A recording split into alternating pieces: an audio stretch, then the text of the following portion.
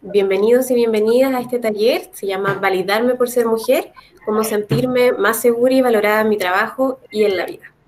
Creemos que no solamente estas técnicas que vamos a compartir pueden servir para lo laboral, sino que también para todos los aspectos de la vida, así que esperamos que las disfruten y que las reciban desde el mismo cariño con el que las pensamos.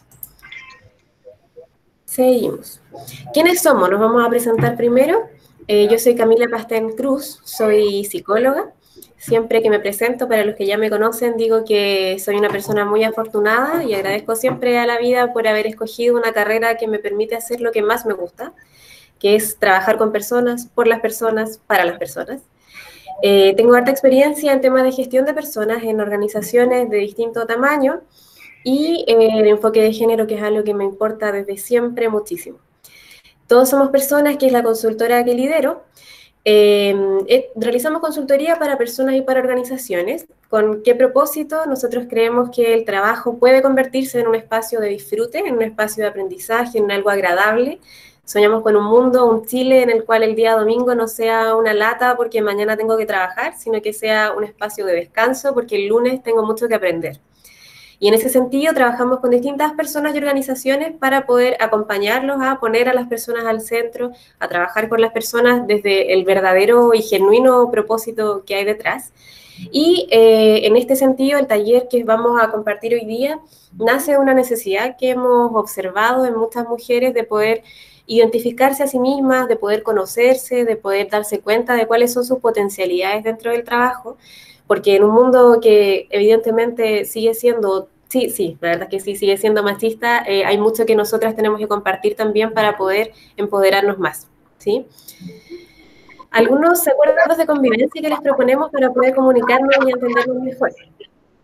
Primero, mantener sus micrófonos en silencio, de esa forma puede escucharse claramente lo que les queremos transmitir. Segundo, que sus cámaras estén apagadas por algo bien simple, que es que no queremos que haya tanto factor distractor para las otras personas que están observando. Las preguntas que tengan las pueden ir haciendo de inmediato para que no las olviden a través del chat. Bueno, no vamos a responderlas de inmediato, vamos a responderlas al final. Marcela, que es parte del equipo, me está acompañando aquí. Gracias, Marce, por llevar las preguntas. Ella va a estar leyendo sus preguntas y va a hacer un compilado con las preguntas más frecuentes o las más importantes. Esperamos poder revisarlas todas, pero dependiendo del tiempo vamos a ir viendo cómo nos va.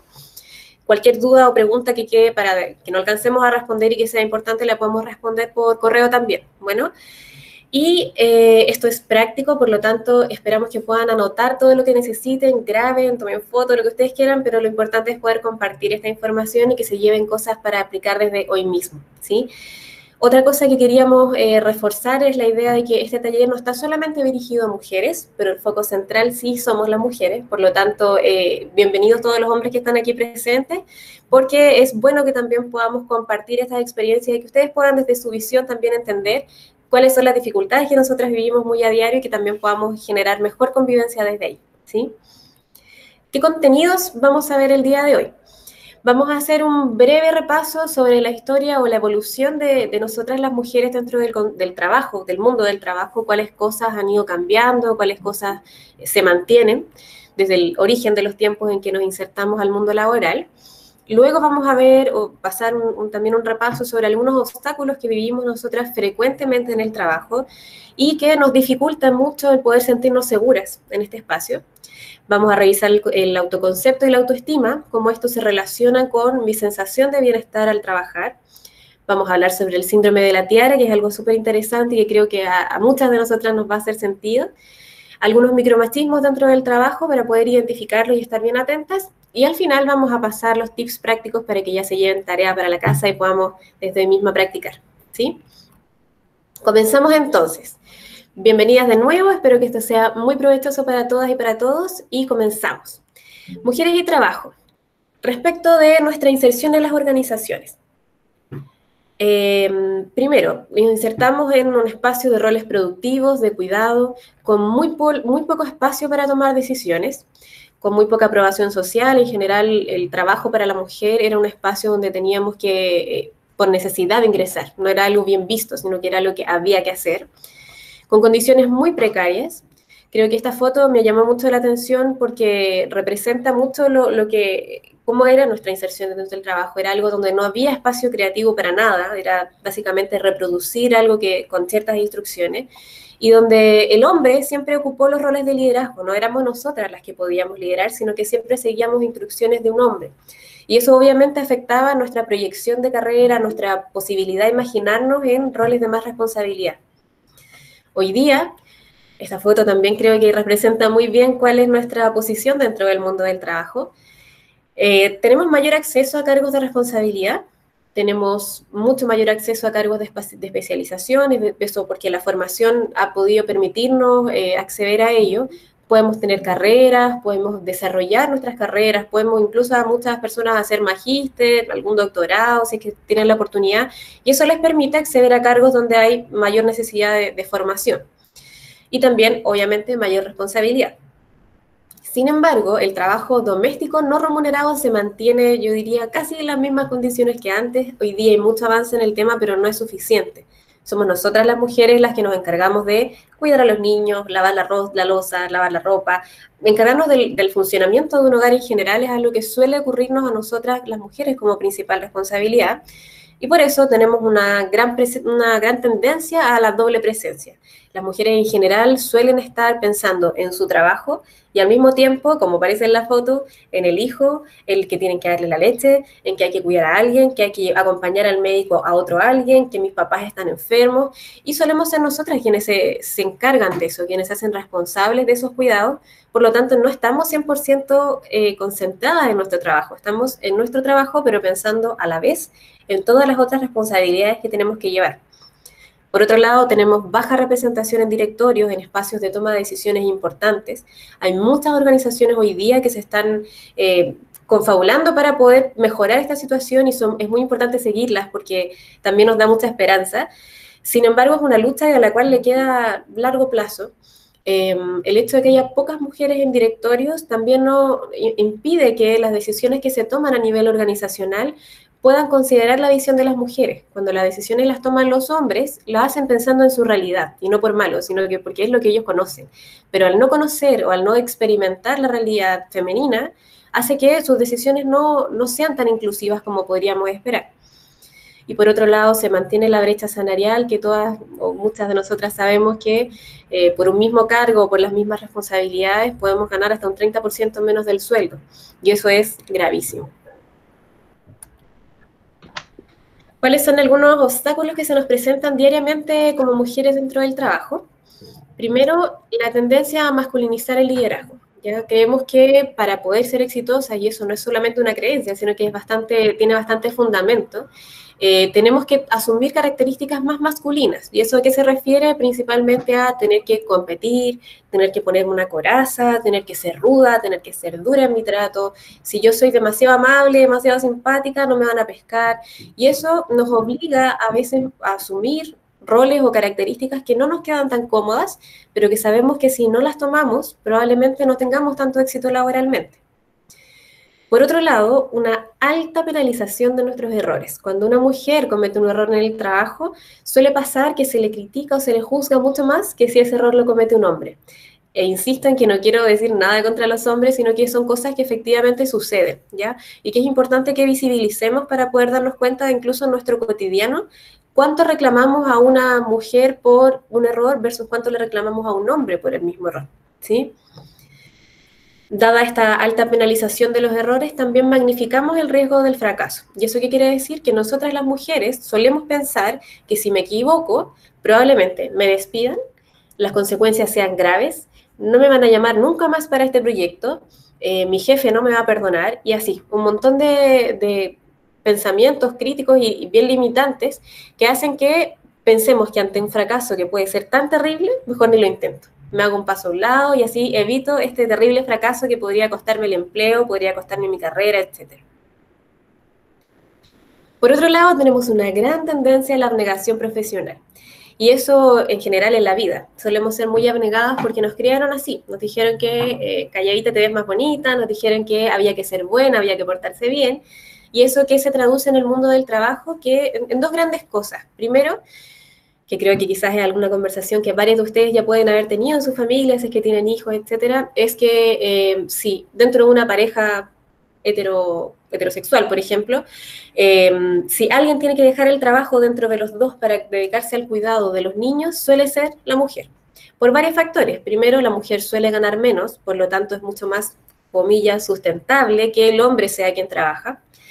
Segundo, que solemos creer que para nosotras es más importante el cuidado de los niños que para un hombre, que nosotras lo vamos a hacer mejor, por lo tanto nosotras deberíamos dejar nuestro trabajo.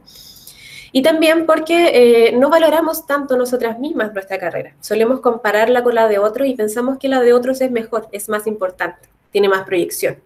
Y por eso en esta clásica conversación de que alguien tiene que cuidar a los niños, la mujer suele ser la que prefiere dejar su trabajo, su carrera.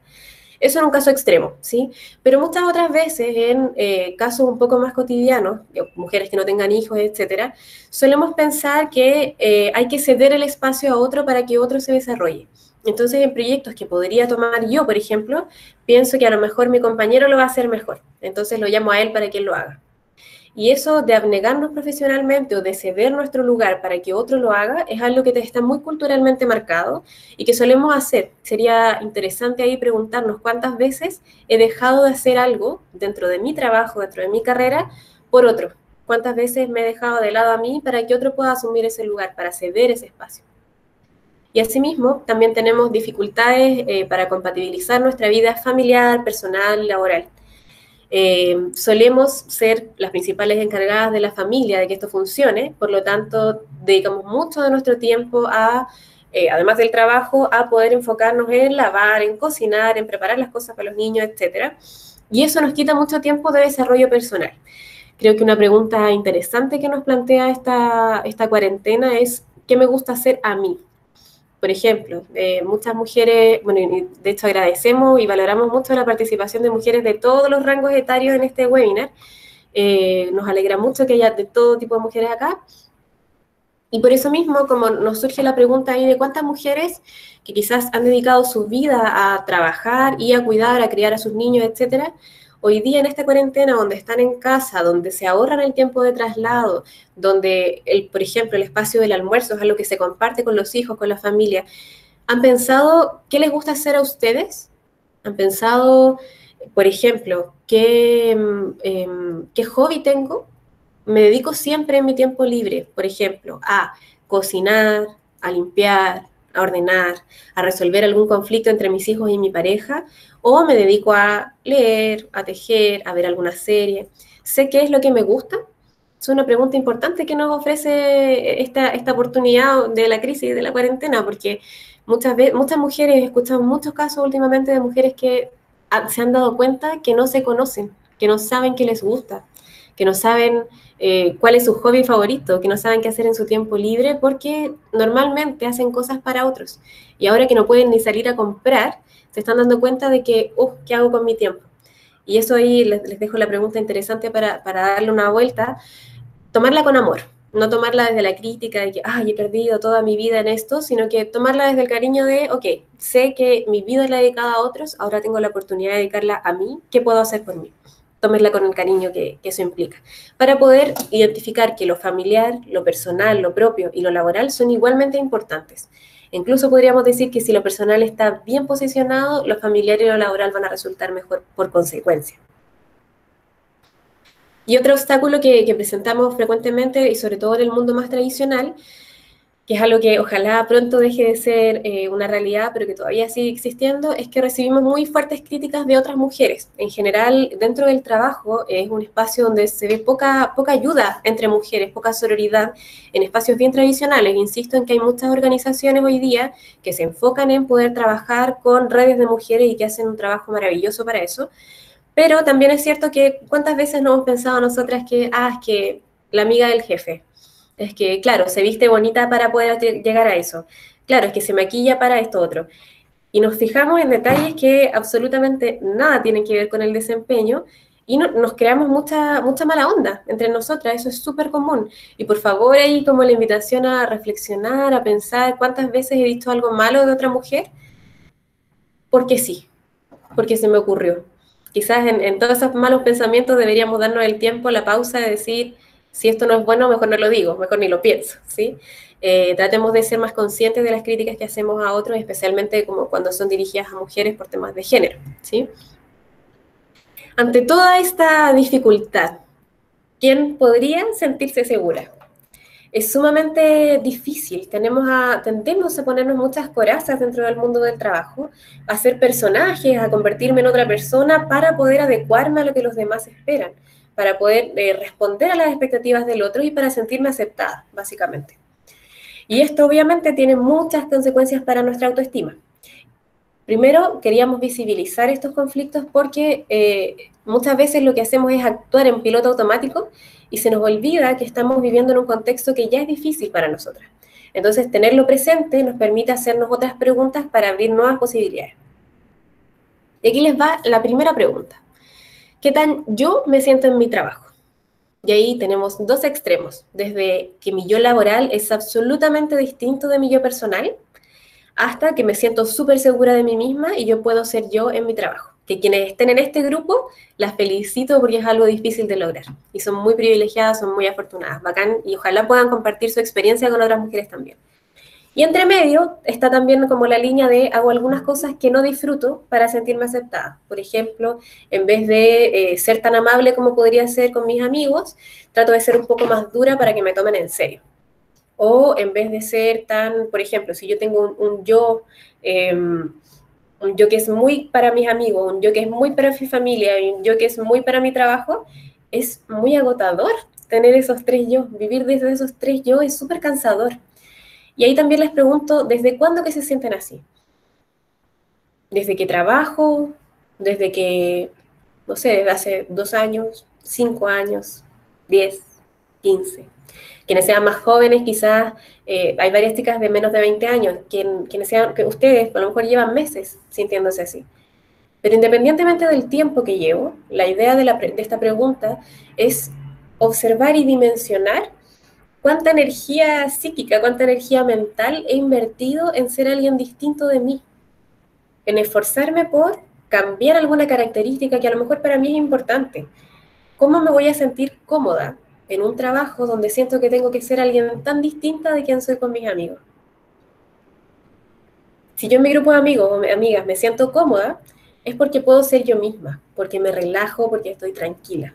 Entonces, claro que me gusta ver a mis amigos, a mis amigas, porque sé que me van a aceptar así como soy, sé que me quieren así, sé que su amor es incondicional probablemente, o que me tienen tanto cariño que me van a perdonar cualquier error, si yo lo asumo. Pero en un trabajo donde siento que tengo que hacer muchas cosas que no estoy acostumbrada, que no me gustan o que no son yo, para poder sentirme aceptada, claramente no me van a dar tantas ganas de ir. Claramente no lo voy a disfrutar tanto. Ahí cuéntenos por el chat cómo van con esa pregunta. ¿Pudieron hacerla? ¿Sí? ¿Cómo van con la pregunta? Ya, buenísimo, súper. ¿Por qué las mujeres cargamos con tanta culpa? Vamos a hablar de eso al final. Sí, tenemos muchos frentes que atender a la vez, eso es súper cierto. Y quizás ahora de las preguntas más importantes, para que anoten inmediatamente, ¿cuáles son esos frentes? Anótenlos. Si yo los tengo claros, es mucho más fácil que pueda dimensionarlos y pueda redirigir mejor mi energía para cada uno de ellos. Esta pregunta, déjensela marcada en el corazón porque es importante para poder identificar por qué sufro en mi trabajo o por qué la paso bien en mi trabajo. ¿Sí? Seguimos. Autoconcepto y autoestima. ¿Ya? El autoconcepto es una serie de palabras, de adjetivos, toda la descripción teórica que yo hago sobre mí misma, ¿ya?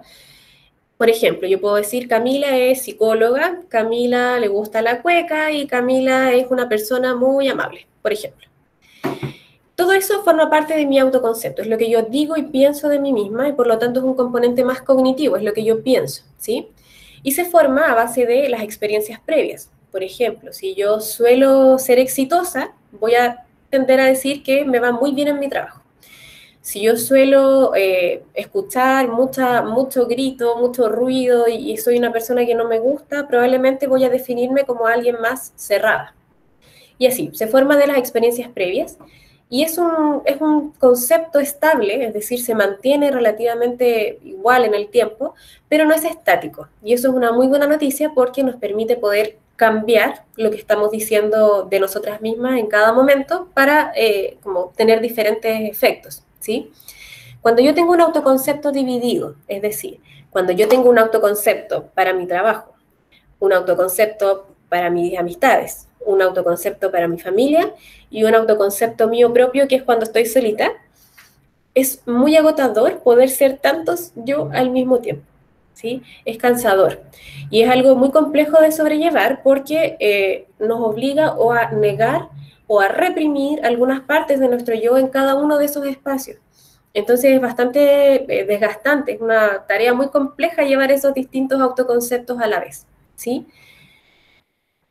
Y autoestima es esta valoración que yo tengo de mí mismo, es la percepción de me gusta, no me gusta, me quiero, no me quiero. Y por lo tanto tiene este componente afectivo y emocional, es lo que yo siento a propósito de lo que pienso, que sería el autoconcepto, ¿sí? La autoestima impacta en experiencias cotidianas, en mi día a día, ¿ya? Si yo tengo, por ejemplo, un autoconcepto laboral, donde yo soy muy exitosa y donde me gusta mi trabajo, eso es lo que yo digo, probablemente en mi autoestima yo sí me quiera más, ¿sí? En mi trabajo. Entonces yo me voy a sentir más a gusto y esto va a impactar en mi experiencia cotidiana porque al sentirme más segura de mí misma, voy a soler atraer a personas que aprueban lo que yo digo, voy a relacionarme en espacios donde lo que yo digo es importante, donde se hace lo que yo pido, etcétera, donde se me escucha. Por otro lado, si yo tengo un autoconcepto muy negativo mío en el trabajo, que no me gusta, que me carga, que lo paso mal, probablemente mi autoestima se vea muy disminuida en ese espacio y por lo tanto la pase muy mal. Efectivamente, tenga malas experiencias, busque trabajos donde no me valoren, inconscientemente. Todo es inconsciente, ¿ya? Y por eso es importante como tener presente estos conceptos porque nos permiten preguntarnos en qué medida me está influyendo a mí o no, ¿sí? Y al mismo tiempo, al igual que el autoconcepto, la autoestima es estable, pero no es estática. Si yo cambio mi autoconcepto, probablemente cambie mi autoestima, ¿sí? Me pueda querer más.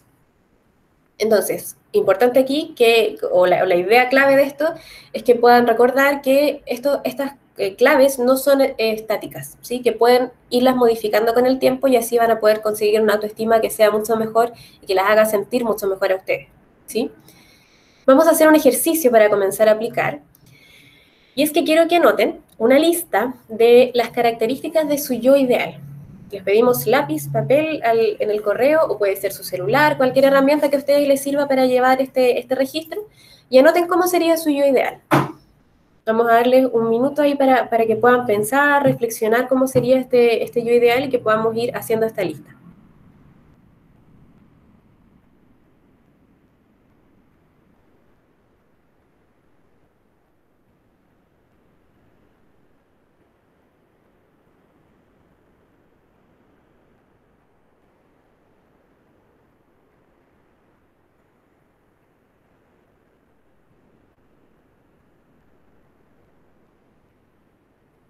Buenísimo.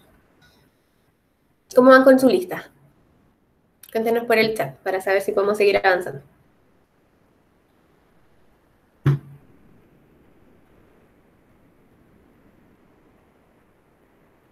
Gracias, Jocelyn. Súper. Recuerden que su yo ideal viene siendo esta versión de ustedes mismas o de ustedes mismos que corresponde a cómo se sentirían bacán ustedes consigo mismos, es decir, cómo yo me sentiría orgullosa, orgulloso de mí. ¿Cómo es esa persona? ¿Es amable, es simpática, es alegre? Lo que ustedes quieran agregar, anótenlo. Y esto piénsenlo como un solo yo unificado, o sea, una persona que es igual en todos los aspectos de su vida. ¿Sí? ¿Vamos bien? Súper. Ya, seguimos entonces. Síndrome de la tiara, y esto espero que sea algo que yo creo que les va a llegar a muchas, ¿ya? El síndrome de la tiara es el clásico, ¿cómo no se dan cuenta? ¿Ya? En qué se justifica? Es que a las mujeres nos cuesta mucho hablar, nos cuesta mucho decir lo que necesitamos, nos cuesta mucho decir esto no me gusta, nos cuesta mucho decir hice esto bien. ¿Y por qué se llama síndrome de la tiara? Porque estamos constantemente esperando que alguien externo, alguien de afuera, nos corone. ¿Ya? ¿Y qué quiere decir eso? Que alguien de afuera nos venga a decir, lo hiciste bien, que alguien de afuera venga como, que mi jefe, por ejemplo, en el caso del trabajo, telepáticamente él sepa que, la Cami ha estado trabajando mucho en este taller, por lo tanto necesita una recompensa, por lo tanto necesita que yo la corone y que le diga, Cami, lo hiciste súper bien, Cami, felicitaciones, Cami, un sueldo extra, un aumento, lo que sea, porque llevas mucho esfuerzo en esto. Solemos esperar que los demás se den cuenta sin nosotras comunicarlo, ¿ya? ¿Y por qué? Esperamos normalmente que nuestros resultados hablen por sí solos, es decir, es tan obvio que yo hice bien este taller, es tan obvio que yo hice bien mi planilla de Excel, que yo hice bien el informe, que yo hice bien X, que cómo no se van a dar cuenta de que está bien hecho. ¿Y por qué solemos esperar que nuestros resultados hablen por sí solos?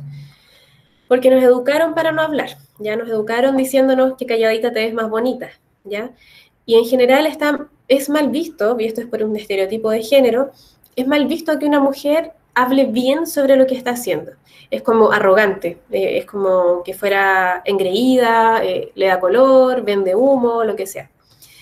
Y nos suele hacer sentir muy incómoda incluso escuchar a mujeres como hablando bien de sus logros. Y nosotras mismas, ¿para qué decir cuánto nos cuesta decir qué hemos logrado en cada día, qué hemos logrado en un mes, en un año, en nuestro cargo, etcétera? Trabajar, por ejemplo, en temas curriculares, los currículums de las mujeres suelen ser súper descriptivos, como yo hacía esta tarea, esta y esta otra. Pero no ponen qué lograron, no ponen en qué impactó, porque les da vergüenza, les da miedo contar qué es, incluso nos da miedo, me incluyo ahí, nos da miedo poner qué logramos porque pensamos que puede sonar mal, que puede caer feo, etc. Y eso, por qué se llama el síndrome de la tiara y no de la corona? Porque, y bueno, tiene que ver con que la tiara la usan las mujeres, es porque nuestros estereotipos de género nos llevan a ver, o sea, a pensar que esto de calladita te ves más bonita es bueno para nosotras. Si bien hay hombres que les pasa lo mismo, es mucho más común esto en las mujeres que en los hombres, dado los estereotipos de género. En cuanto a los estereotipos de género y este seteo mental que nos producen, generalmente hay expectativas muy altas de ser mujer en el trabajo. Ya primero la vestimenta. ¿Cómo me he visto? Tengo que ir arreglada, tengo que ir maquillada, tengo que ir... Hay una serie de... Nosotras las mujeres solemos hacer como un ritual enorme en las mañanas para vestirnos a ir a trabajar. No podemos ir con cualquier ropa, no podemos ir con, no sé, lo primero que se me ocurrió. Nuestra vestimenta además es mucho más compleja porque como tenemos más accesorios, más como posibilidades de prendas, es complejo porque yo tengo que pensarla el día anterior, no es llegar y ponerme un pantalón y una camisa, ¿ya? Y eso es algo que como evidentemente nos invierte un tiempo. Por otro lado, el vocabulario. No sé si se han dado cuenta que es muy común, por ejemplo, en reuniones de hombres laborales, escuchar mucho garabato. Pero de una reunión de mujeres, si escucháramos esa misma cantidad de garabatos, le encontraríamos terrible. Pero cómo tan ordinaria, cómo tan vulgar. Y así. Nos llama mucho la atención de las mujeres, sin embargo, no de los hombres. De los hombres es como que están entre machos súper bien y como que no nos parece grave. Pero de las mujeres nos parece pésimo.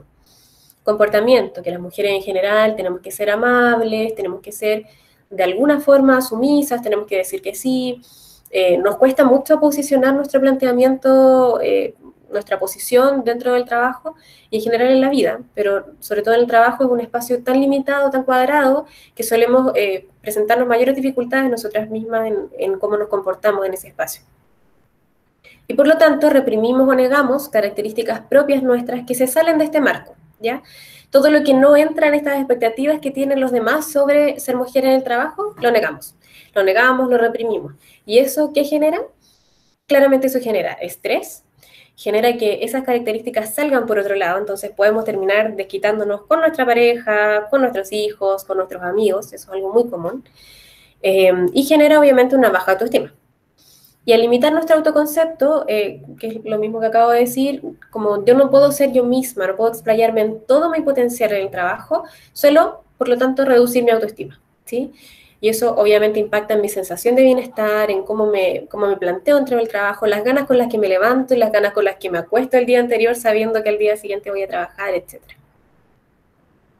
Y aquí algunas frases comunes que yo me imagino que todas las han dicho. Las hemos dicho, me incluyo. No, si yo no puedo. Es que otra persona lo haría mejor. Es que no estoy capacitada.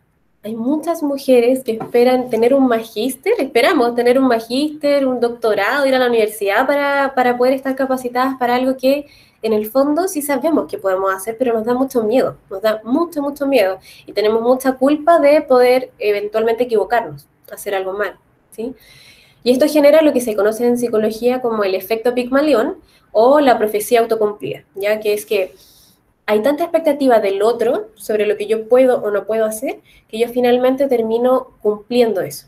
Si siempre se me ha dicho que yo no puedo estudiar, que yo no puedo ser exitosa, que yo no puedo hablar en público, probablemente yo lo incorpore como algo propio. Entonces yo diga, no, es que me cuesta mucho hablar en público, no soy buena hablando en público, y por lo tanto termine realmente siendo mala hablando en público.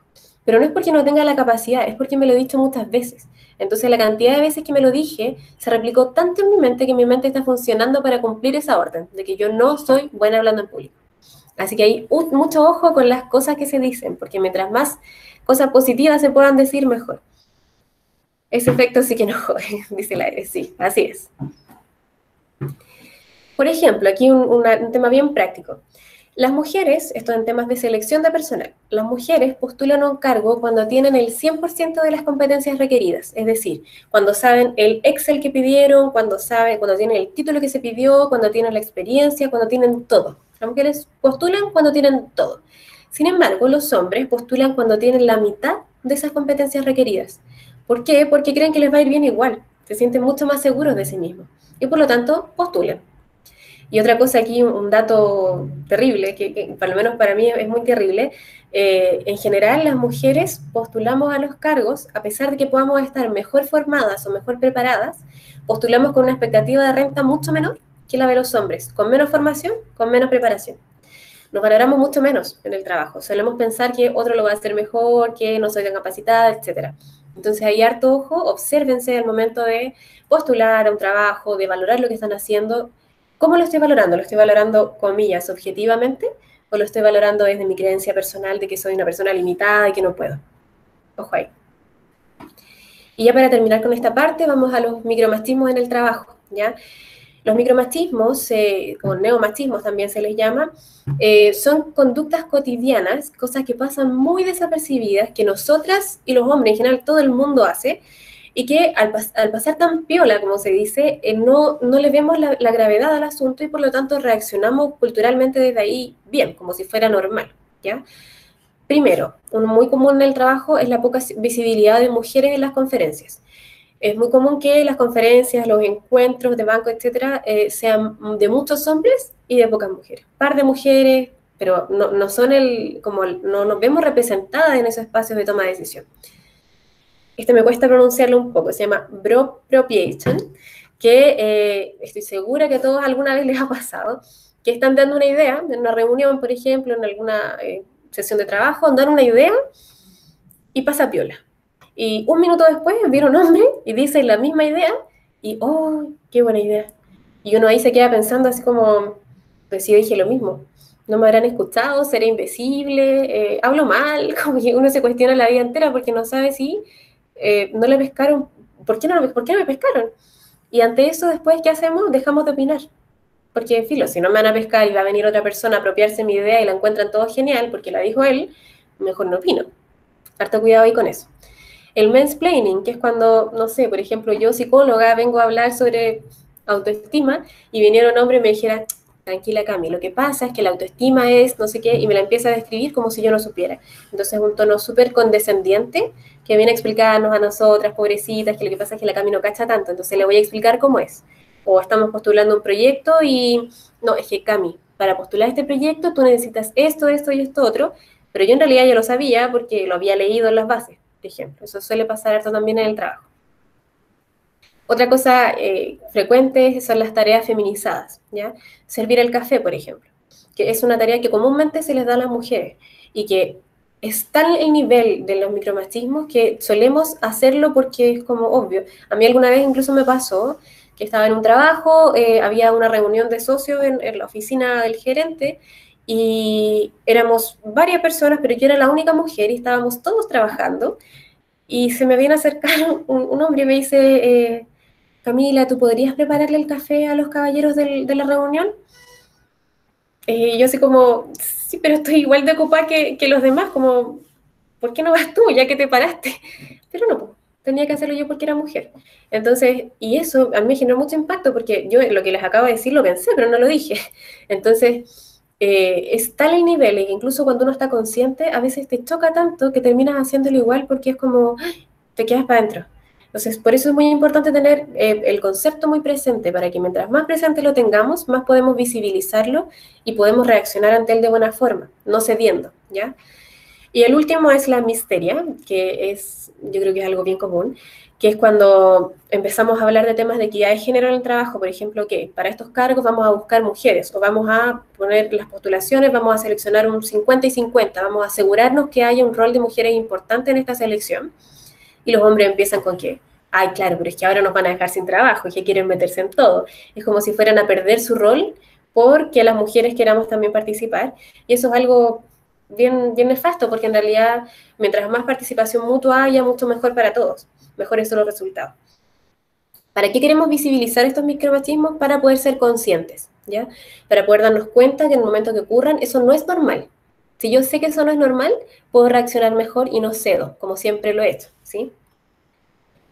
Y ahora, ¿qué hago con todo esto? Con toda esta información, este panorama que se ve tan difícil para nosotras. ¿Qué puedo hacer? ¿Qué hago? ¿Cómo cambio?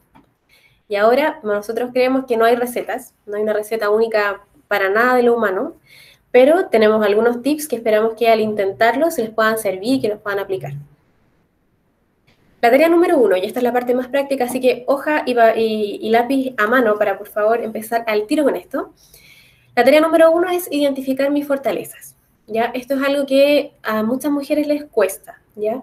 Porque no solemos hablar de nuestras fortalezas, ¿ya? Y es identificar en qué soy buena, y cómo estoy comunicando esa fortaleza. Por ejemplo, si yo soy buena dando talleres, a lo mejor debería decir o proponer en mi equipo que yo puedo hacer un webinar, así como lo estamos haciendo ahora. Yo podría hacer un webinar sobre este tema, pero si yo no digo que soy buena comunicadora, buena facilitadora, probablemente a nadie se le ocurra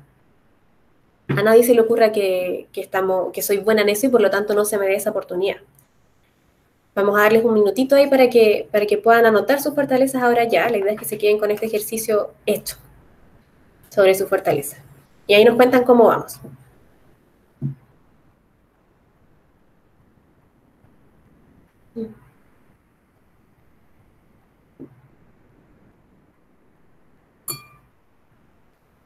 Pasa mucho.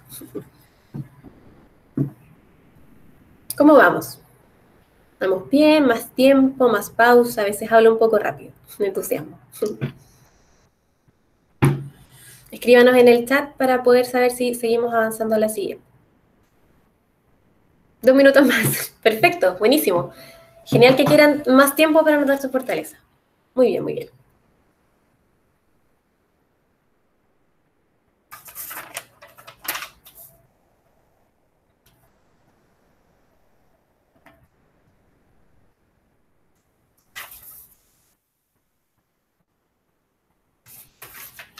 Quienes ya estén listas nos podrían ahí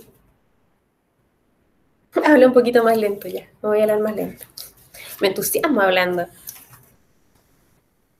¿Les ha hecho sentido lo que han escuchado? ¿Se han sentido quizás identificadas? ¿Se han sentido llamadas, tocadas en algún sentido?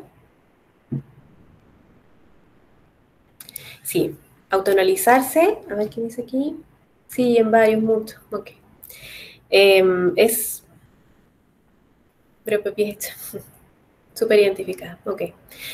Eh, lo lindo de esto es que estamos todas en las mismas, entonces es un buen espacio para poder compartir y sentir que no estamos solas en esto.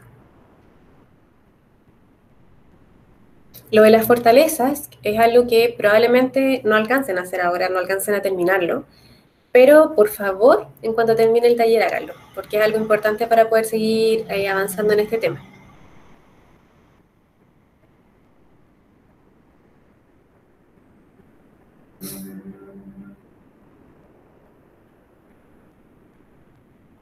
Así es, agarrar al toro por las astas, el toro que está dentro de uno, así es. Quédense con el título de esta tarea de identificar sus fortalezas y les voy a contar mientras tanto un caso, ¿ya? Todos los casos que les voy a compartir ahora son casos de mujeres reales, mujeres que existen, son casos 100% efectivos de mujeres con las que he trabajado, a las cuales obviamente les cambié el nombre para no traspasar a llevar su identidad y su anonimato, pero son casos 100% reales, ¿ya? ¿Qué les quiero comunicar con esto? Que hay esperanza, se puede, ¿sí? Claudia, en este caso, Claudia tenía que crear un área, ¿ok? Un área nueva dentro de una empresa. Y Claudia tenía claro que era muy eficiente, que era seca en lo que estaba haciendo, que sabía que iba bien, pero no lo comunicaba por síndrome de la tierra. Pensaba que era obvio, que todos lo notaban, que todos notaban su cansancio, que todos notaban la cantidad de post-it que tenía pegados en la pared con las cosas que tenía pendientes y que por lo tanto todos sabían que ella estaba muy sobrecargada de tareas. Y en algún momento tuvo un conflicto bien grande porque se le pidió algo que era un detalle de verdad demasiado mínimo en su trabajo y se le pidió como algo que, ¿por qué no lo hiciste? Con mucha gravedad. Y Claudia tuvo una pequeña crisis y empezó como a preguntarse si era ella la apropiada para crear esa área, porque si había tanta demanda, de verdad que no había persona que pudiera dar más. Entonces pensó en anunciar. Pero luego de un trabajo importante logró empezar a comunicar mejor lo que estaba haciendo y le puso, en una empresa de muchos ingenieros, por lo tanto le puso números a cada una de las cosas que ella hacía y comenzó a mandar un reporte de cuáles eran los números de avance en su área durante la semana y durante el mes. Y al compartir ese reporte, al comunicar lo que estaba haciendo en un lenguaje que era apropiado para su público, o sea, apropiado para ingenieros que suelen comunicarse mucho más con números, logró posicionar su área, la molestaron menos y en menos de un año su área ya estaba creada y lista y difundida. Porque es importante comunicar, porque en general los otros, si no se dan cuenta de lo que estamos haciendo, no es de malo, no es de mala onda, no es que no nos quieran, es que los otros también están en miles de cosas. Entonces los otros están ocupados en lo suyo, están viendo su trabajo, mi jefe suele estar viendo lo suyo, por lo tanto, si él no se da cuenta, no necesariamente es porque yo sea la peor o porque él sea el peor, es porque él también está ocupado, igual que yo. ¿Cuántas veces nos ha pasado, por ejemplo, en discusiones de pareja, con los hijos, etcétera, que uno hace algo que espera que el otro interprete de una forma y se interpreta súper distinto? Y uno dice, pero es que ¿cómo lo pensó así? Y claro, hay un tema de comunicación, yo no dije mi intención con eso, por lo tanto el otro lo interpretó como quiso. Y lo mismo pasa en el trabajo, yo puedo comunicar mucho con mi cuerpo, con la cantidad de post-it que tengo pegados en la pared, con todos mis pendientes, etcétera, pero si no los digo en un lenguaje apropiado para el otro, probablemente el otro me ignore, no logre darse cuenta de lo que yo estoy haciendo porque no lo entiende, no lo ve, ¿sí? Seguimos con la tarea número 2. A ver. Vamos a las preguntas al final, ¿sí? Tarea número 2. ¿Qué no me permite decir sí? ¿Ya? Y esto es, ¿qué límites me hace falta poner? Por ejemplo, participo de, no sé, todas las reuniones del equipo y quizás tengo que dejar de hacer algunas porque si no, no puedo trabajar. Ahí hay un no, un límite que me hace falta poner. Y entonces, identifiquen cuáles son esos límites que les hace falta poner, cuáles son esos nos que les permiten decir un sí, y escriban una frase de ejemplo de cómo lo dirían. Solemos pensar que para decir no, o sea, por decir no, vamos a quedar mal, vamos a, no sé, sonar pesada, muchas teorías sobre qué pasa cuando digo no, pero si lo escribo, puedo darme cuenta de que no suena tan terrible, que no es tan malo decir que no. Hay formas amables de decir las cosas y nosotras yo creo que tenemos mucho don para eso también, solemos ser muy buenas comunicadoras. Entonces, busquemos la forma amable de decir ese no que me permite decir sí a cosas más importantes. Y esto aplica para todo, o sea, incluso no solamente en el trabajo, aplica en la casa.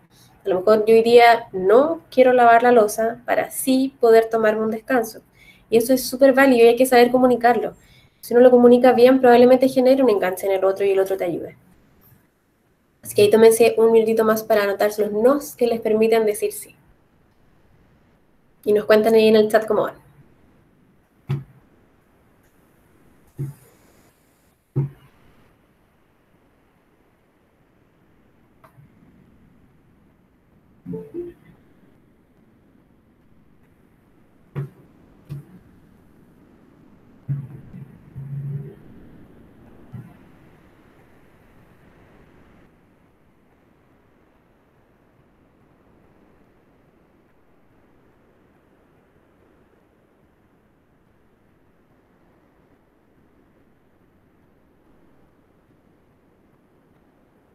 Muy buenas sus preguntas. Súper, súper buenas. Vamos a tratar de abordar varias de ellas.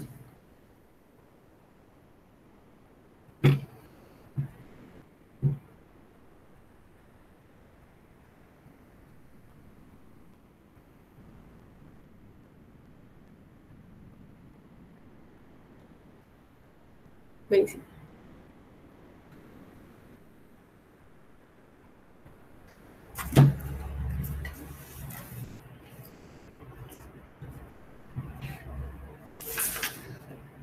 Vamos, les voy a contar el ejemplo ahora, ¿sí? Caso de Maca. Maca no quería ser pesada con su equipo porque se llevaba muy bien, tenía una muy buena relación.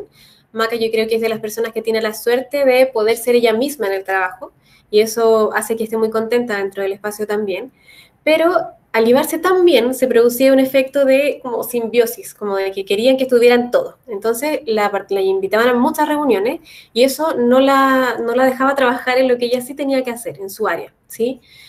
Ella pensaba que si decía que no a las reuniones, a lo mejor las compañeras, compañeros se podían enojar, porque si se llevaban tan bien y ella decía que no a algo, pucha, a lo mejor se van a enojar.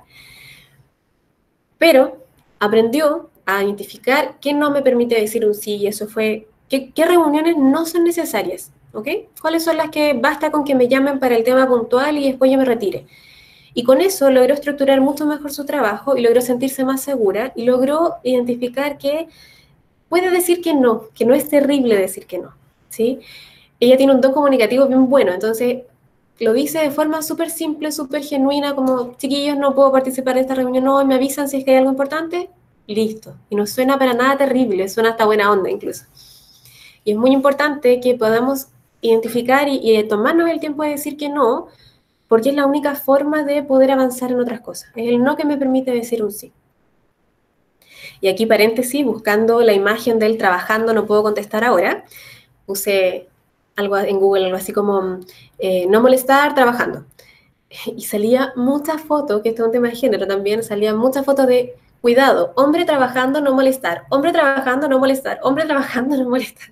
Entonces, ahí ojo, porque suele parecer que los hombres cuando trabajan no hay que molestar o no hay que acercarse, pero ¿y nosotras? Es exactamente el mismo derecho a tener nuestro espacio para hacer lo que estamos haciendo y que no nos molesten. Así que ahí a visibilizar lo que nosotras necesitamos también para poder hacer lo que tenemos que hacer. Necesitamos tiempo, tomémonos el tiempo. Así de simple. La tarea número 3. Esta es una tarea, yo creo, de las más simples y de las que tienen más impacto a largo plazo, ¿ya? Es de las más simples, pero al mismo tiempo, como es simple, uno piensa que, filo, la hago mañana, no importa tanto, no es tan importante. Pero es una tarea muy potente si la incorporan dentro de sus hábitos cotidianos, ¿ya? Que es el registro diario de logros. Y es una lista corta, breve, simple de por qué me debo sentir orgullosa de mí hoy. ¿Qué logré? Por ejemplo, hoy día logré tomarme un tiempo para mí. Hoy día logré decir que no a esas reuniones y como dije que no a esa reunión, logré avanzar en mi planificación anual. Hoy día logré hacer este webinar o logré darme el tiempo de participar en el webinar a pesar de que a lo mejor tenía muchas otras cosas que hacer y eso fue muy estratégico para mí, etcétera. Todo lo que se sientan orgullosa, hoy día comí saludable, hoy día hice ejercicio, lo que sea, todo, todo, todo, todo. Ahí un buen ejercicio también es hacer la comparación de cuáles son los laborales y cuáles son los, como los personales para que te des cuenta de que hay muchas cosas por las que sentirse orgullosa, ¿sí? No esperemos a que alguien nos venga a poner la tiara. Pongámosla a nosotras mismas. Autocoronémonos y digamos por qué hoy día me siento orgullosa de mí.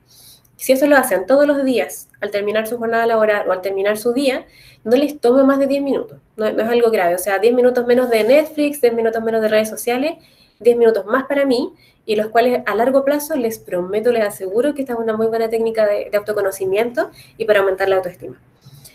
Y cuando lleves algún tiempo en esto, es decir, cuando lleves una semana, dos, etcétera, compara este registro diario con las características del yo ideal que anotamos al principio.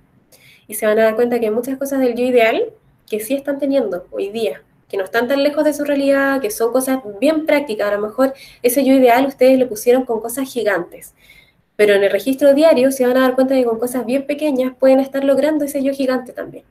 Y eso es súper, súper, súper importante. Hoy día, ojalá hoy día se dejen el recordatorio en el celular, en el espacio que quieran, pero que lleven este registro diario de logros. Yo tengo una agenda así chiquitita en la que voy anotando todos los días, como con fecha y hora, mi registro diario. Por otro lado, si es que les cuesta este ejercicio, hay un buen tema de reinterpretación positiva, que es decirme, si yo fuera mi mejor amiga, ¿de qué me sentiría orgullosa hoy? ¿Ya? Solemos tratar muy bien a nuestras mejores amigas, a nuestros hijos, en el fondo a algún ser querido. Si yo fuera mi mejor amiga, ¿de qué me sentiría orgullosa de la Cami de hoy? Y ahí se van a dar cuenta de que es más fácil decirse cosas buenas. Porque se felicitarían hoy si fueran sus mejores amigas.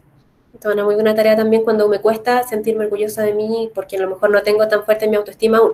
Después, con largo plazo, se puede pasar a esta pregunta. El caso de Vale. Vale es una persona muy autocrítica, muy autocrítica, y le costaba sentirse suficiente. Cada cosa que hacía pensaba que sí estuvo bien, pero me faltó esto otro. Y por lo tanto se sentía permanentemente frustrada. Y con este ejercicio, que empezó a hacer de forma diaria, Vale, como es muy autocrítica, es también muy rigurosa. Entonces ella sí quiso como darse el tiempo todos los días de empezar a escribir, y se lo tomó muy en serio, así es la Vale, y empezó a darse cuenta que había muchas cosas en el día que ella sí hacía bien. Y con esto empezó a rellenar ese vacío de cosas que hacía mal con cosas que hacía bien, y se enfocó en su fortaleza. Y al darse cuenta de que hacía bien cosas como planificar, ordenar y gestionar, y era muy buena coordinadora, es muy buena coordinadora de personas también, decidió con el tiempo emprender. Y hoy día es una emprendedora súper exitosa. Vale está haciendo hoy día productos de muy buena calidad porque es muy autocrítica, por lo tanto reenfocó esa autocrítica en cómo hacer un producto genial, pero no en cómo convertirme en una persona que nunca voy a llegar a ser si nadie es perfecto. Nadie es perfecto. Estamos todos en el mismo proceso, estamos todos aprendiendo, por lo tanto enfoquémonos en cuáles son las cosas que sí hacemos bien. Si nos gestionamos a nosotros mismos desde nuestras fortalezas, es mucho más probable que tengamos éxito, es mucho más probable que nos sintamos a gusto, que nos sintamos contentos, contentas con nosotros mismos. Tarea número 4. Avísenme si voy muy rápido. Tarea número 4 es la del espejo. Es también un ejercicio que no van a alcanzar a hacer ahora porque estamos en el webinar, pero que les dejamos de tarea, ¿sí? Pregunto al tiro, ¿cómo vamos? ¿Estamos bien? En el chat. Ahí cuéntenos si vamos bien, vamos muy rápido.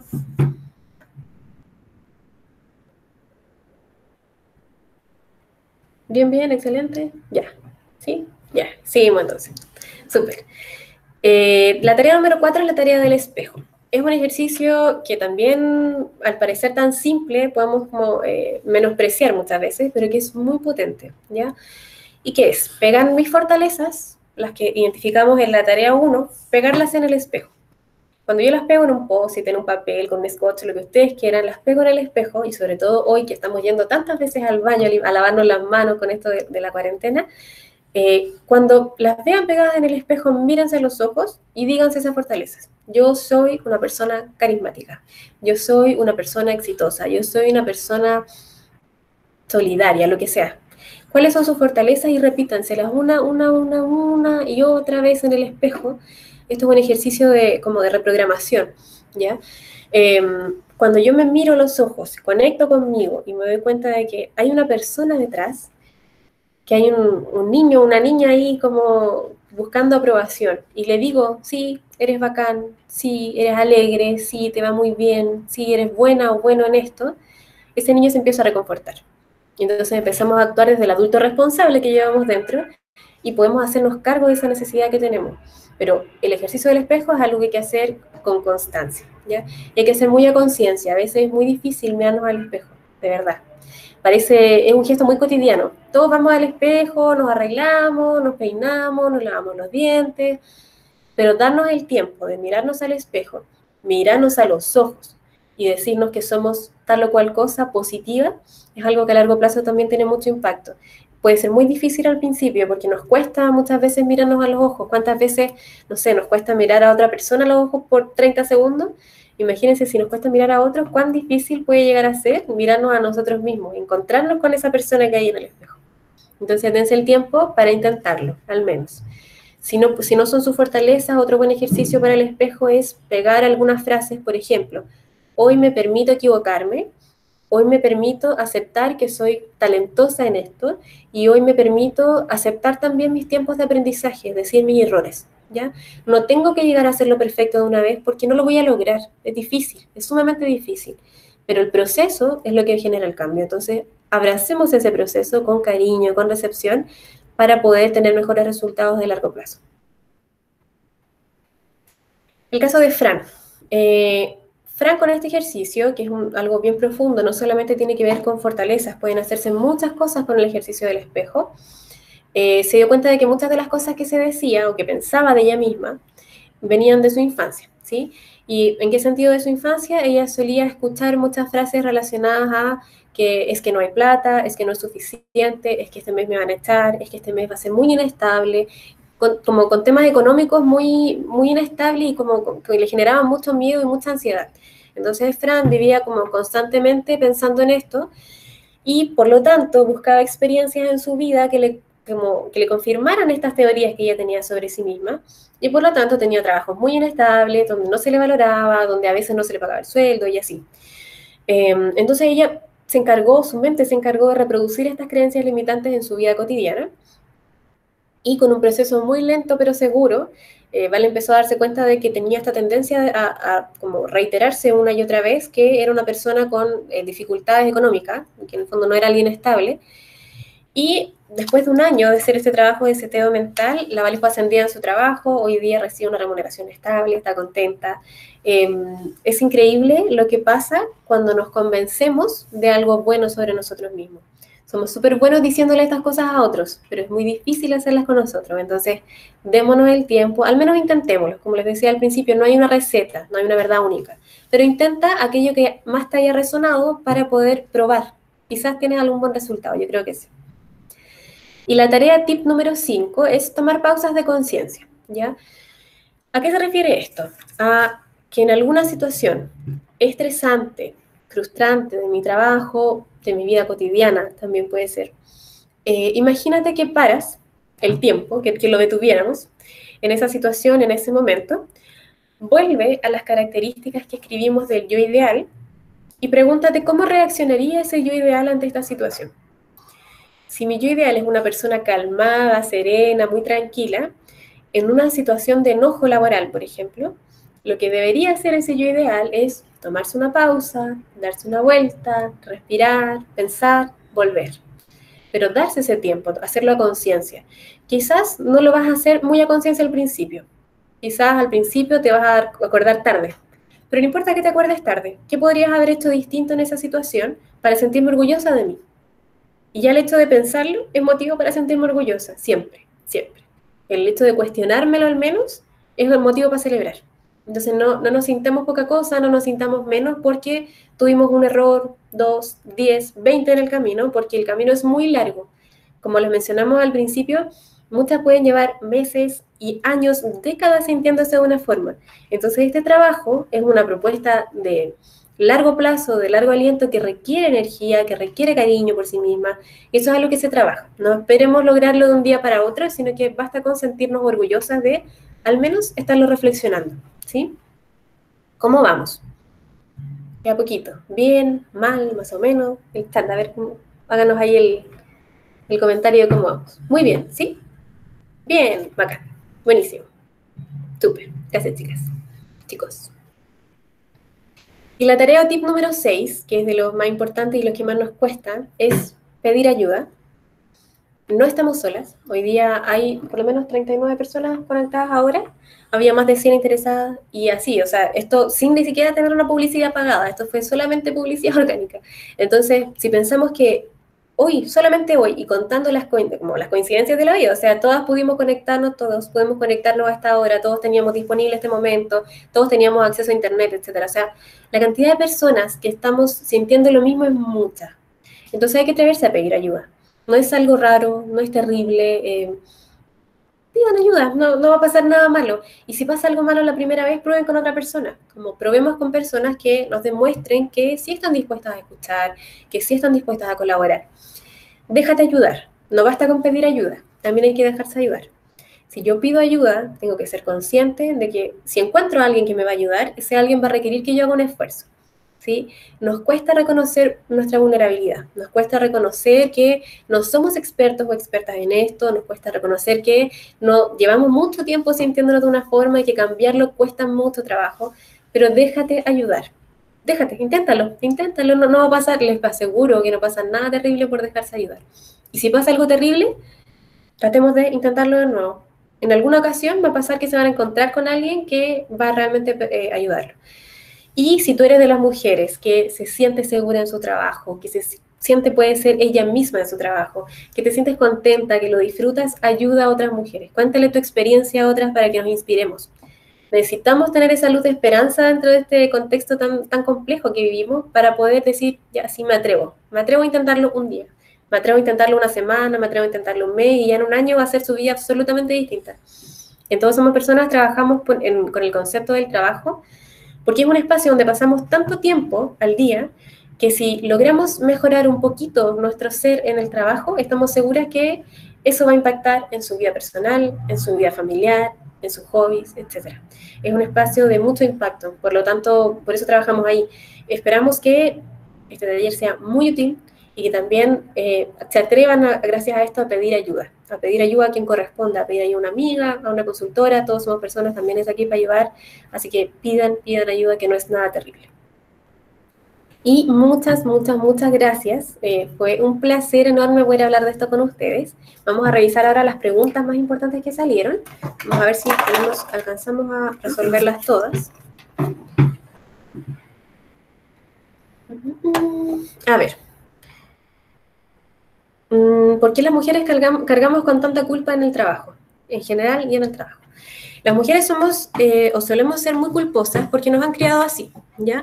Nos han criado, y esto tiene que ver mucho con estereotipos de género, nos han criado para ser perfectas, para ser bonitas, para hacer muchas cosas que en general, si no las logramos, no tendemos a reaccionar desde la rabia, sino que desde la culpa, una cuestión de formación. En general, los hombres suelen ser más criados desde la competencia, desde que no pueden perder, entonces ellos suelen ser más resolutivos. Pero nosotras nos crían para complacer, por lo tanto tendemos a generar culpa, ¿ya? Es una cosa de género, es algo que nos pasa a todas, o a la gran mayoría, y es algo que tenemos que identificar. Cuando una de las grandes dificultades que tenemos es poder dejar de lado la culpa. Pero el primer paso es identificar que me estoy sintiendo culpable, ¿ya? Cuando yo logro reconocer la culpa como una emoción, como algo válido, es mucho más fácil que pueda gestionarla después. Entonces, a reconocer la culpa, no sentirse culpable por sentir culpa, ya que eso también es un círculo vicioso muy común. Dense el espacio para decir, ok, estoy sintiéndome culpable, pero denle una resignificación positiva a eso. Por ejemplo, yo no logré hacer todos mis pendientes de hoy y me siento súper culpable, pero puedo dar una resignificación positiva y decir, ok, di lo mejor de mí hoy y alcancé a hacer el 80% de las cosas. Mañana voy a despertar con mucho ánimo para poder terminar ese que me quedó pendiente. ¿Sí? Resignificación positiva. La culpa se resuelve con la resignificación positiva a largo plazo. Es un hábito que hay que crear porque fuimos criadas para sentir culpa. Entonces hay que crear este hábito de resignificar positivamente las cosas que nos pasan para poder sentir menos culpa y sentirnos orgullosas de lo que sí logramos. ¿Sí? ¿Y qué otra forma? Ya, aquí hay una pregunta bien interesante, como en el caso del café que comenté, ¿de qué otra forma podría haber reaccionado? Es súper complejo enfrentarlo, pero un buen ejercicio, que yo después lo pensé tarde, pero lo pensé que, ojalá no me pase de nuevo, pero si me pasara lo haría, es plantear la situación como con la mayor naturalidad posible, es decir, ya sí puedo, pero ¿podrías ir tú también? Punto. O, uy, ¿sabes que estoy súper ocupada, no puedo, ¿puedes ir tú? No suena terrible, para nada, no suena terrible, suena súper cotidiano. Mientras más normalidad le ponemos a esto, mejor, porque fluye, ¿sí? Si nos ponemos así como, no, es que si yo me hubiese puesto en ese momento a reclamar como, es que esto es machismo, micromachismo, y me pongo a reclamar, genera una resistencia terrible, que no me genera nada ni a mí ni al otro. Entonces tratemos de normalizar el hecho de pedir ayuda o decir no puedo, ¿sí? Mientras más natural, mejor. Dice... Sugerencias para decir las cosas mejor y que no lo tomen a mal. como decía recién, primero la naturalidad. Mientras más naturalidad, mientras más fluya, mientras más simple sea, mejor. Porque de esta forma hacemos entender al otro que lo que estamos pidiendo no es una locura, ya no es la gran cosa. Dejemos de pedir disculpas por pedir algo, por pedir favores, como, ay, perdón, pero no puedo porque estoy ocupada. No. Uy, disculpa, es que no puedo porque estoy ocupada. No, sin disculpas, sin perdones. Como, uy, no puedo, estoy súper ocupada. ¿Puedes ir tú? Dejemos del lado las disculpas porque las disculpas también nos generan culpa, ¿sí? Por algo el nombre, ¿ya? Eso quizás, yo creo que un tema bien importante o a largo plazo para poder resolver esto es el tema del registro diario de logros, ¿ya? ¿Por qué? Porque me permite inferir mis fortalezas. Cuando yo tengo clara mis fortalezas, es mucho más fácil que me sienta segura de decir que sí o que no a lo que sea, ¿vale? Hay otra pregunta aquí sobre el origen del monólogo interno autosaboteador. Esto suele venir de nuestra infancia. En general, esto, y para quienes tengan hijos ahí, es bien importante ser conscientes de lo que decimos a nuestros hijos, hijas, porque hasta los 3 años, más o menos, es como la edad crítica de todas las creencias que adquirimos para nuestra vida, ¿ya? En general, si, por ejemplo, yo tengo una creencia muy limitante respecto a mi cuerpo, ya esto es como mi experiencia personal. En kinder nunca fui buena conectándome con mi cuerpo, me costaba siempre, la educación física era pésima. Y yo me decía, o solía decir, por ejemplo, en kinder gané el premio al esfuerzo por mi intento de recorrer el zigzag de conos, ¿ya? No lo lograba nunca, pero lo intenté muchas veces, lo intenté, y eso de el premio al esfuerzo terminó siendo una burla. Entonces era como, sí, la Cami que se ganó el premio al esfuerzo porque nunca lo logró. En vez de decir, la Cami que se ganó el premio al esfuerzo porque se esforzó mucho, porque de verdad le puso mucho empeño hasta que lo logró. Entonces, esas creencias que adquirimos en la infancia, a mí, por ejemplo, me pegan hasta el día de hoy. O sea, yo hasta el día de hoy creo que me cuesta hacer ejercicio, que no me gusta, pero estoy haciendo conciencia el trabajo de darme cuenta que es una creencia. No es más que eso. Mi cuerpo no está inhabilitado para moverse. ¿Sí? Tengo la fortuna de poder mover todo mi cuerpo y por lo tanto estoy tratando ahora de hacer ejercicio y cuando lo hago me digo, estoy pasándola bien, soy súper buena en esto. Y trato de ponerle como cariño y de gusto a eso que estoy haciendo. Hay muchas creencias autosaboteadoras que vienen, la gran mayoría vienen de nuestra infancia y de experiencias relacionales importantes, por ejemplo, con alguna pareja, con quien hayamos tenido algún problema o algo bueno. Entonces, en general, lo importante de identificar esas creencias es que al ser conscientes podemos cambiarlas, ¿ya? Yo hoy día también estoy haciendo, así como les recomiendo a ustedes, el ejercicio del espejo, y es increíble cómo con el paso de las semanas uno empieza a ser muy consciente de cuáles son mis creencias y cuáles cosas son reales, ¿sí? Hagan el ejercicio del espejo porque es muy recomendable para darse cuenta. El origen, entonces, como les decía, suele ser la infancia, las cosas que escuchamos cuando éramos pequeños y las cosas que nos han dicho otros que terminamos creyéndonos nosotros mismos, que es el efecto Pigmaleo, ¿sí? A ver, ¿qué más? ¿Alguna otra pregunta? ¿Cómo luchar cuando otros... Ya, ahí vamos a resolver dos más que son las más importantes. O sea, todas son importantes, pero las que podemos abordar ahora, que es cómo luchar cuando otros te encasillan en tareas o roles porque dicen porque tú eres buena para eso. Por ejemplo, tareas de ejecución o de orden. Ya, ahí también lo mismo, mucha naturalidad, como a veces nos enrollamos mucho pensando en, ay, pero ¿cómo digo que no? Pero es que no quiero ser mala, no quiero ser pesada. Pero con la misma naturalidad, con que por ahí creo que después incluso Rosario escribió, no quiero ser siempre la que anota todas las reuniones, porque sí quiero dedicarme a otros aspectos. Entonces, la próxima reunión que vayas, Chayo linda, siéntate y di, sí, yo hoy día no voy a tomar nota porque quiero estar pendiente de otras cosas. Le cedo el rol a alguien. ¿Quién se ofrece? Y si nadie se ofrece, tú no lo haces, punto. No lo haces. Porque mientras más cedemos, que es lo que solemos ser muy abnegadas, entonces cedemos. Si nadie se ofrece, ya, bueno, ya, lo hago yo. Pero para cambiar necesitamos ser fuertes, necesitamos ponernos las pilas con lo que nosotras queremos. Y si yo quiero dejar de asumir ese rol de ordenar, planificar o tomar nota, lo digo. Hola, en esta reunión no voy a tomar la nota porque quiero enfocarme en esto otro. O en este caso no quiero ordenar, quiero hacer esta otra tarea. Y decirlo desde el principio. Cuando usted lo dice desde el principio es mucho más fácil que la gente se adapte a eso y que en el fondo se preparen para gestionar la reunión desde ahí. Todo lo que no quieran hacer, díganlo. Díganlo. Aquí la técnica más difícil de aplicar es esta, que es decir, porque nos cuesta mucho. Pero una vez que lo hagan, se van a dar cuenta que no suena tan mal, no suena tan terrible, no caemos mal por eso. Inténtenlo y se van a dar cuenta con el tiempo que se convierte en un hábito y que es un hábito súper, súper sano. Se van a liberar de muchos pesos si empiezan a decir que no. Y qué buen consejo para comunicar eficiencia, pero ¿cómo hacerlo? Ya. A la hora de comunicar lo que están haciendo, es lo principal, al principio, el primer paso es ¿a quién le tengo que comunicar? Preguntarme eso.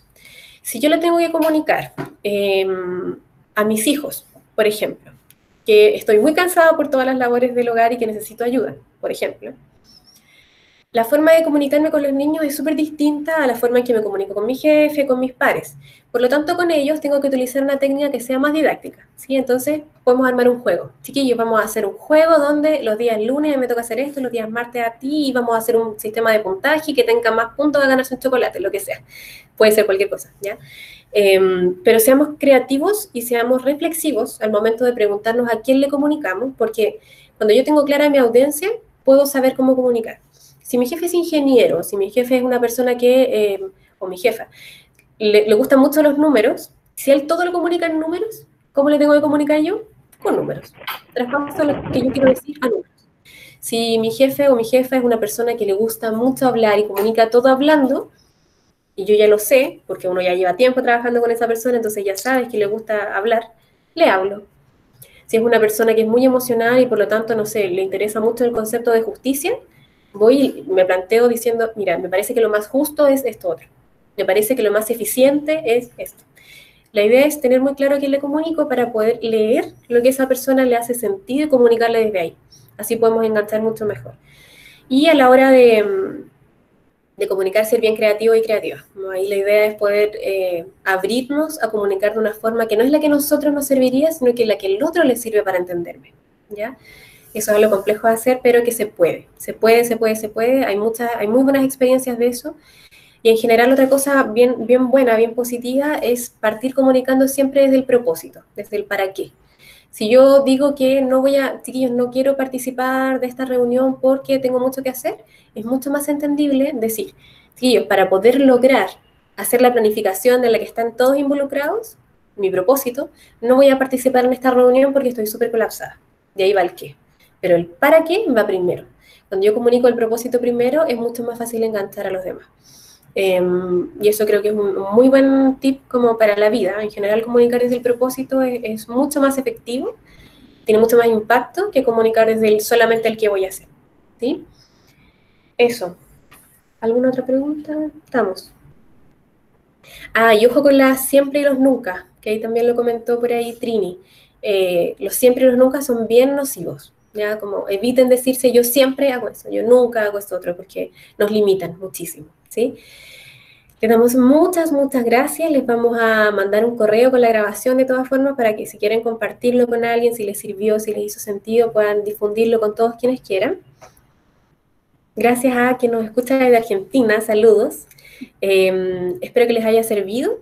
Y también volver a reiterar que estamos aquí para ayudar. ¿Ya? Vamos a estar lanzando diferentes campañas de apoyo individual para personas. Todo lo que necesiten, por favor, escríbanos. Estamos dispuestos, estamos disponibles. En esta crisis es cuando más todos nos necesitamos, ¿ya? Así que estamos felices de poder aportar. Y si no se lo pierdan, saludos desde la Patagonia. Les mando un abrazo grande a todas y a todos. Espero que les haya servido, nuevamente lo reitero.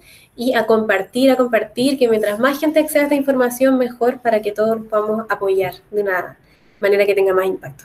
Un abrazo grande y espero que estén muy, muy, muy bien y cualquier duda ya saben, nos escribimos. ¡Mua! Chao, chao.